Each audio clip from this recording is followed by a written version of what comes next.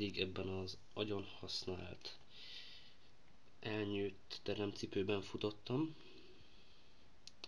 Látszódik is rajta, hogy elég el van használódva. Gyűrődések, kopás, itt-ott fel van szakadva.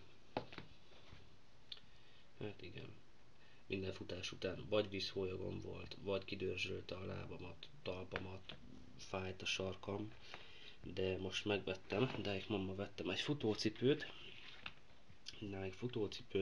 egy körre már el is vittem a kicsikét, hát ég és föld a különbség a teremcipőhöz képest, mint hogyha vízen járnék. Nagyon tetszik, jól illeszkedik a lábamra, tényleg első kör alapján tuti be fog válni, illetve az eladó ajánlott hozzá egy ilyen talpbetétet, ami báránybőrből készült. Látszik ugye, hogy már használtam, kicsit a lábujjaimnak a nyoma benne maradt. Igazából netszívó képessége miatt ajánlotta, illetve a kellemetlen szagoktól védi meg a cipőt, meg hát használóját, illetve a környezetében élőket. Egyelőre ennyi, majd megosztom még a tapasztalataimat a cipővel kapcsolatban.